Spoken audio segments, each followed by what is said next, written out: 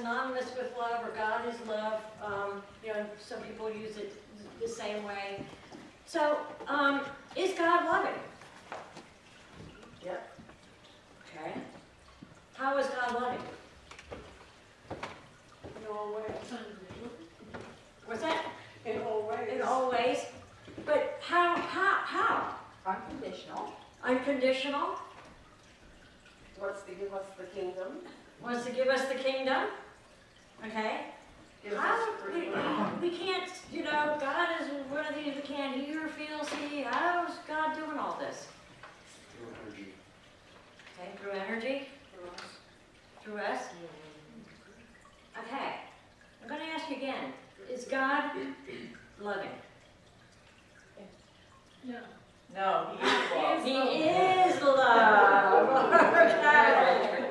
Okay, and do you know what? That's a big difference. That's a big difference. And I like the way Charles Fillmore writes this, and this is really something to think about. Charles Fillmore writes in The God Presence, again, continued. God is not loving. God is love. The great heart of the universe and of man, from which is drawn forth all feeling, sympathy, emotion, and all that goes to make up all the joys of existence. Yet God does not love anybody or anything. God is the love in everybody and everything. God is love. Man becomes loving by permitting that which God is to find expression in word and act. And if you were here last week, I talked about power. And the same thing, you know, I questioned, you know, is God powerful? You know, and how is God powerful? God can only be powerful through us being the generator of God's power. So how does God love? What's that? Through people. Through us. Through us. And how do we love? So how do we love? Love is such a, you know, this word that's so out there, basically. You know, people use love. Oh, I love you. You know, love is a big Valentine's Day thing. All we need is love. You know, yet, you know, do people really understand what love means and, you know, what love is and how do we express love and how do we receive love? You know, it's like one of those abstract things that we have to think about. So, you know, okay, so God, we express God's love. God is love, and that we are the expression of that love. So how do we express God's love? To accept each other. What's that? To accept each other. Accept each other, Being kind. being kind, Being helpful. helpful, Non-judgmental and not saying mean things. non-judgmental. Okay, and it's interesting because when we read the New Testament and we read the stories of Jesus, he taught us really how to be loving. He didn't actually say, okay, to be loving, this is what you do. You know, to be loving, to express love, this is what you do.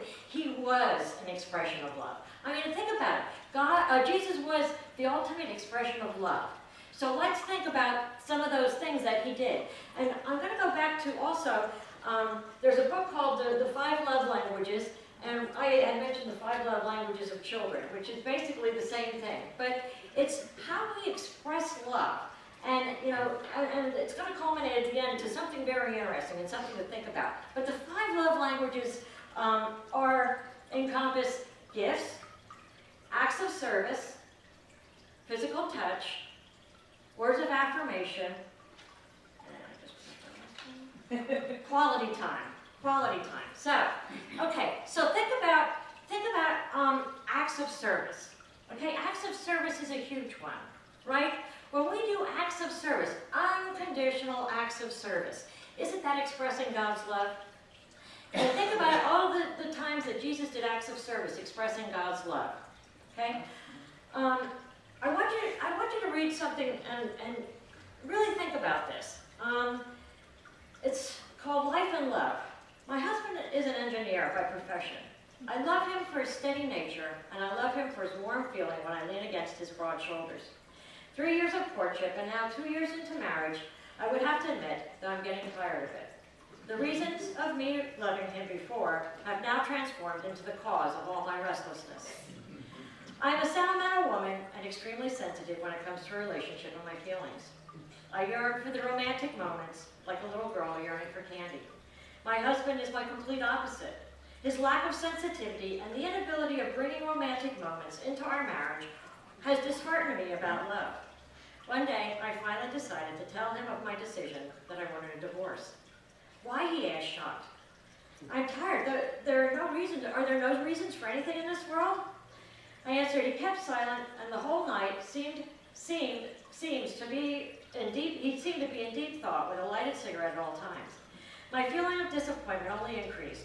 Here was a man who can't even express his predicament. What else can I hope from him? And finally, he asked me, what can I do to change your mind?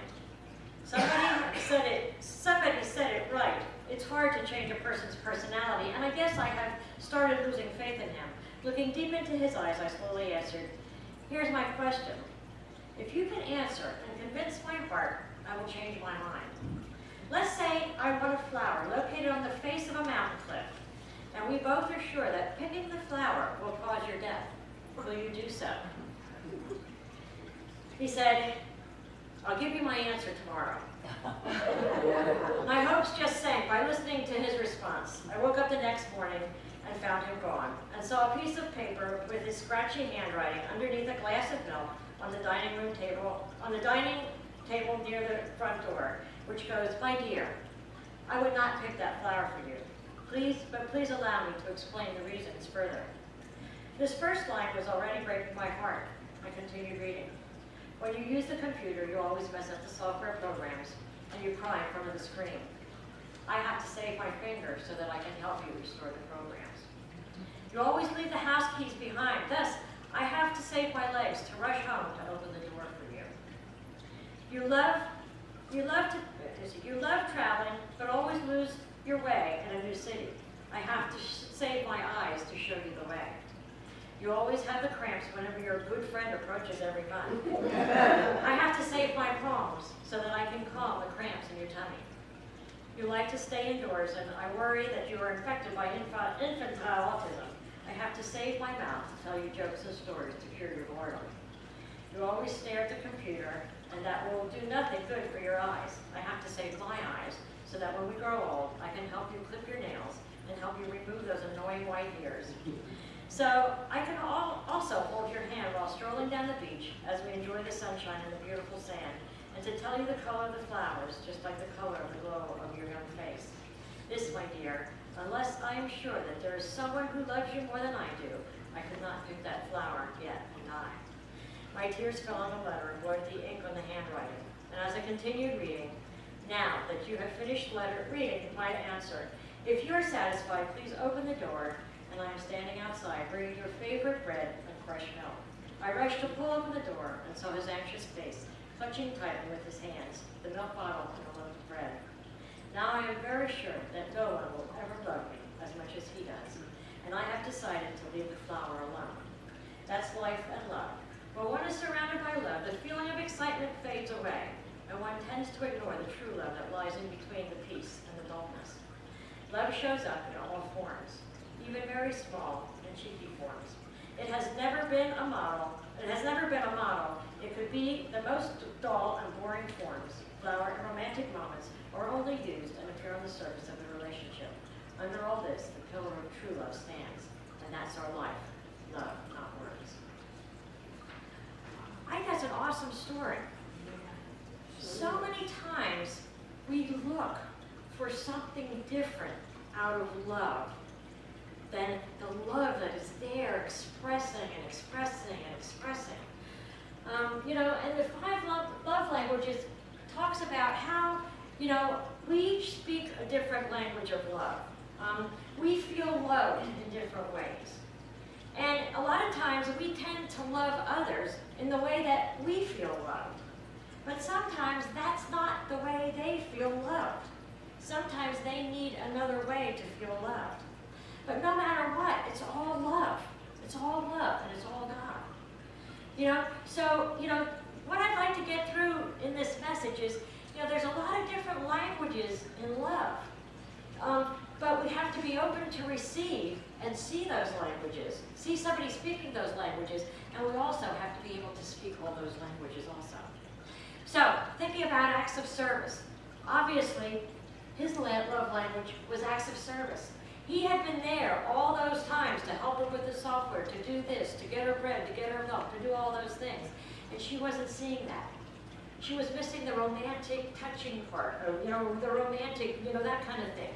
Not that that can't be brought back again, but, it's a different type of love language. As she was feeling unloved, he was loving with all his heart. There's different types of love. Also, so acts of service. And when we think about kids, too, kids have their own love language.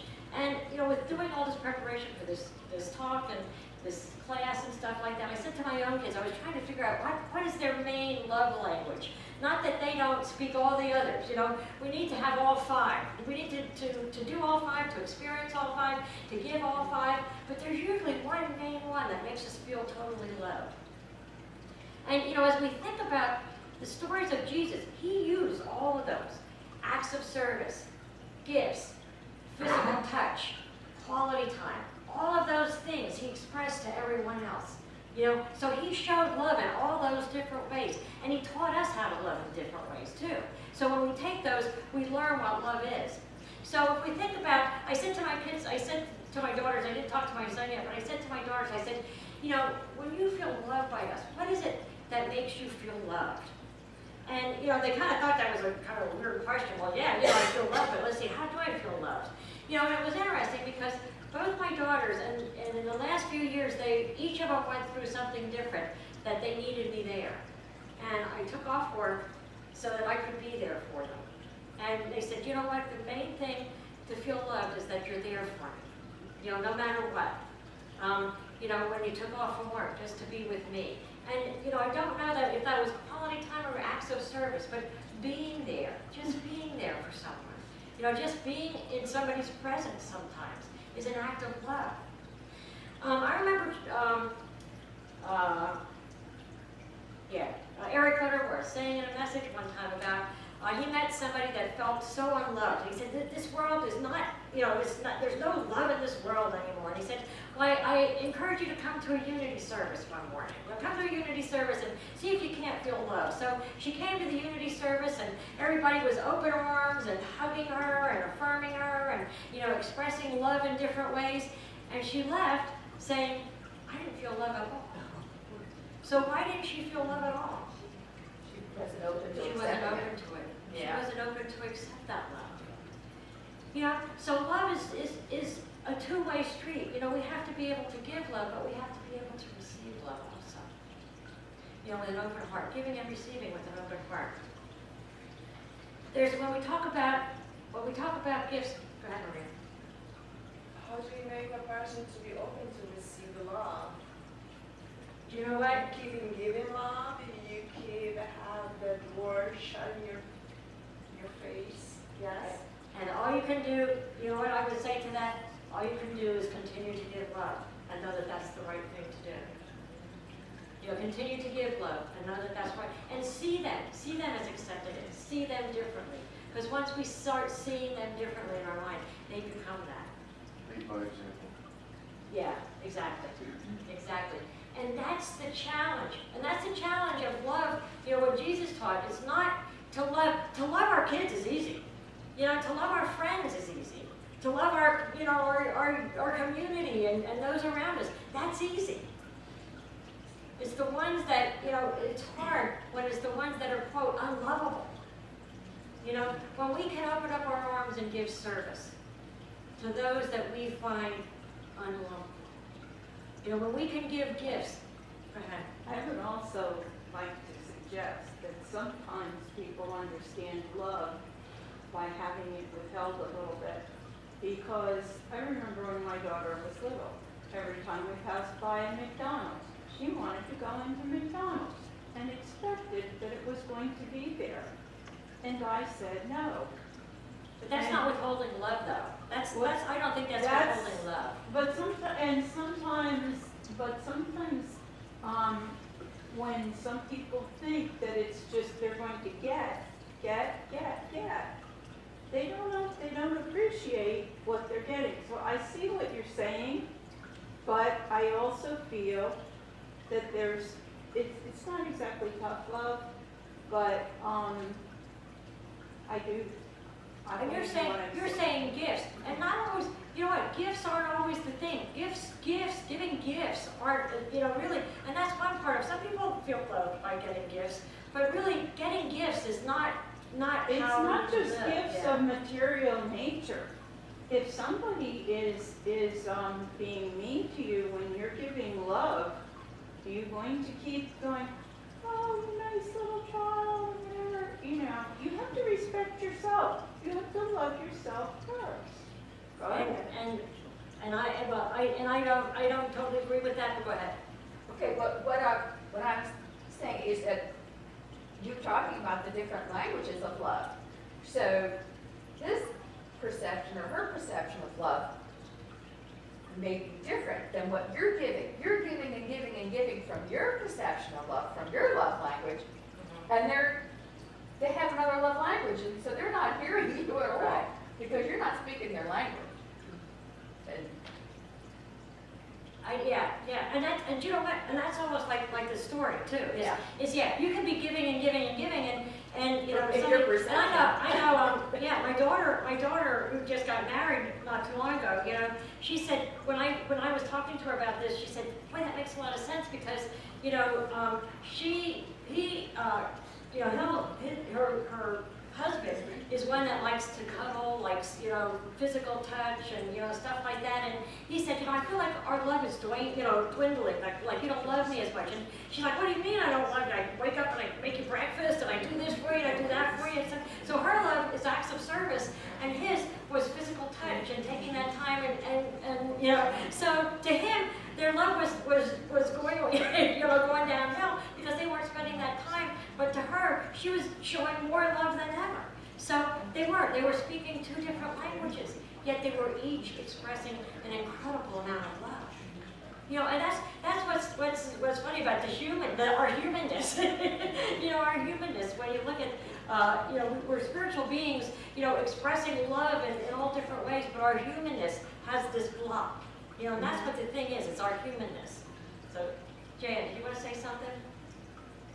I thought you had your hand. No, it's just more of, you know, like, it's so clear sometimes with kids. It's like you're giving them one thing, and really they're wanting another. You know what I mean? About the different kinds of love or whatever. It's like I remember even growing up, I was just thinking this the other day, I had a really close friend who was always getting into trouble. And it's like, we were like, you know, why are you such a bad kid? He's a really smart kid, he's this, he's that, his father had tons of money, really, all this other stuff. The thing was, his dad kept giving him gifts, but his dad never gave him his time. Right. And all he wanted was his dad's time. And I thought of this the other day because I was with him once when he wrecked a car. And it's like, he wrecked that car because he wanted his father's attention. And he got it. And it's like, I almost jumped out of the car and said, all he wants is you to be here to his dad. It's like, it was so obvious to some of us, Yeah. really. But there it is. But It's the same thing.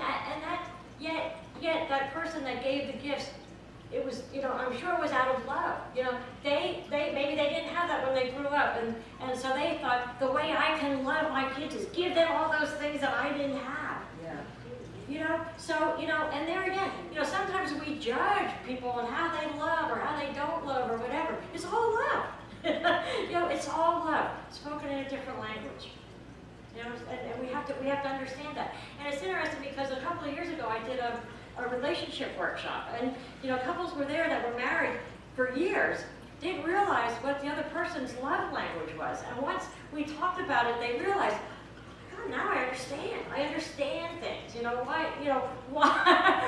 you say this or why you act like this or whatever, because, you know, we don't even realize that. You know, we go through life and we don't realize, you know, the different phases, you know, the different languages of love.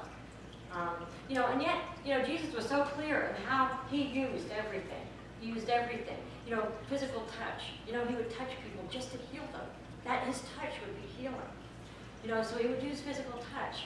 You know, words of affirmation, how he built people up. That's how he loved them. You know, he gave them the courage. You know, acts of service. You know, always the servant. But all of those languages, he spoke and taught us how to love others. There's a story, a little story here too, very short, but it says there once was a man who had just turned 90 years old. He was seen one day after his birthday in the front yard with a shovel in his hand, and he was planting a row of young peach trees. A 30-year-old neighbor could not contain his curiosity, so he came outside and asked the man, "Do you really expect to eat the peaches years from now from those young trees?" The old man leaned on his shovel and smiled. He said, "All my life, I have been eating peaches from trees that other people planted. Now, I'm planting these trees so that someday someone else will enjoy the benefit of what I have done this day." You know, giving love to future generations, all of those things are acts of love. And it's interesting because, you know, we think about love, a lot of times we only think about love in the romantic way, or love of family, love of friends, things like that, instead of love of the community. How can we use those different love languages to really express the love? And that's what we're here to do, is to express love. To do things like this, plant peach trees, not for us, but for somebody else that's going to come along the way. You know, all those things are acts of love. On Talks of Truth, on Truth, Charles Fillmore wrote, "When love, the universal magnet," he talks about love being the universal magnet, "is brought into action in the consciousness of our race, it will change all our methods of supplying human wants. It will harmonize all the forces of nature and will dissolve the discords that now infect earth and air. The earth shall yet be made paradise by the power of love." Mahatma Gandhi said, "When you surrender completely to God as the only truth worth having, you find yourself in service to all that exists. It becomes your joy and recreation. You never tire of serving others." A wonderful story about Mother Teresa when she was asked, "How do you do it? How do you serve orphans and lepers, the dying, day after day, year after year? How do you do this?" Her answer was profoundly simple and profoundly beautiful. She said that in each face she looked into, she saw the face of her beloved Lord Jesus, remembering the words, "Those who serve the least, serve me." It's service. She served out of love. Out of love in her heart. You know, no, that's the type of love. So, you know, the five, and service is a big one, but that's not the only one. We're to the end. So I'm going to talk about different languages of love as we go on this month. You know, acts of service is one of the hugest things that we can do to express love. I want to read one more story. It's called "A Brother Like That." It's a true story about a man named Paul, whose brother gave him an early Christmas gift. It was a brand new car. A few days later, Paul was leaving work to go home on Christmas Eve. A boy named David was standing by Paul's shiny new car. He said, "Sir, is that your car?" Paul answered, "Yes, my brother gave it to me for Christmas." David looked surprised. He said, "You mean your brother gave you that car and it didn't cost you anything? Wow, I wish..." But the boy stopped and didn't finish his sentence. Paul knew that David was going to say that he wished he had a brother like that, right? Everybody thinks, "I wish I had a brother like that." But he was so surprised when the boy said, "I wish I could be a brother like that." I wish I could be a brother like that. And, you know, I'm going to stop there and think about, you know, with that in mind, giving acts of service. You know, giving acts of service, showing love, expressing love, being God in expression. Because we have to remember, you know, God is not, we can't say God is love. God is love, but God is the love that expressed through us. I think it's real important to be able to receive as well. I remember the story of two men that were going to a new town, and they stopped the man and they said, "What's the town like?" And the man said, "What was the town that you came from like?" And the first man said, "Oh, it was horrible. Nobody would talk to me. Everybody was mean. Terrible place." He said, "Well, this town will be the same way." And he asked the other man, he said, "Everyone was wonderful. Everyone went out of their way and was friendly." He said, "This town will be the same way." It's what we expect and what we see. Yeah, Yeah. And, you know, and I hope that, you know, and I love to teach my stories, and that's an awesome story, to think about, you know, if you put all these stories together, think about the first one, is she wasn't seeing the love that he was expressing. And to her, you know, there was no more love in that relationship. You know, but it's all a matter of what we expect, what we look for, and what we see. You know, and once we start opening our eyes and seeing the love, there's an abundance of love. And as we receive that, we can generate, it's a flow, We get the love and we give more back. It's like we say, it's already there. Yeah, it's already there. It's already there. Yeah. Yeah. Any other comments, discussion? Okay, then we'll take these thoughts into meditation. And what I'd like you to do is get comfortable in your seat.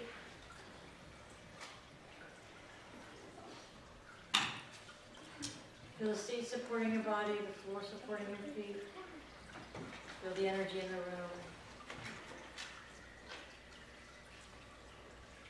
Feel that love that God is being expressed through everyone in this room.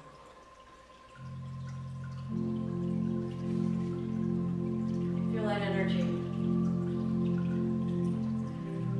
Allow it to flow through your body, through every vein, through every vessel, into every cell.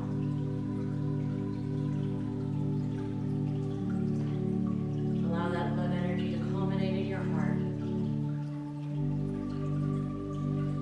Center of your being.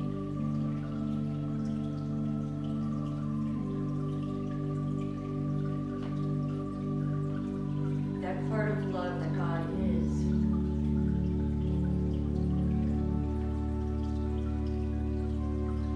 As you sit in this area of your heart,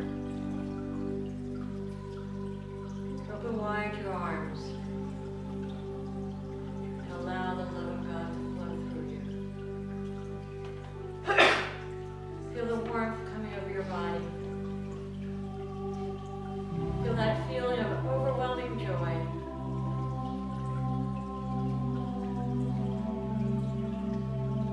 That peace that passes all understanding.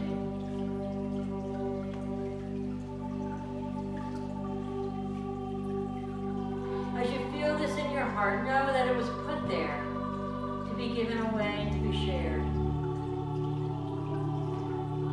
For you are the expression of God's love.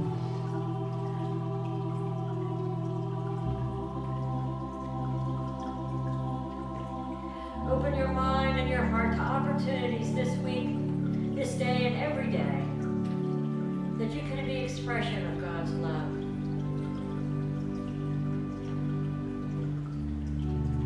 So that you can see God's love being expressed to you.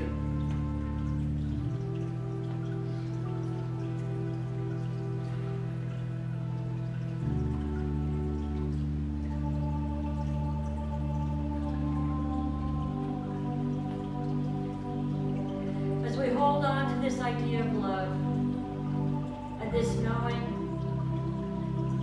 that we are here to be expressors of love and receivers of love.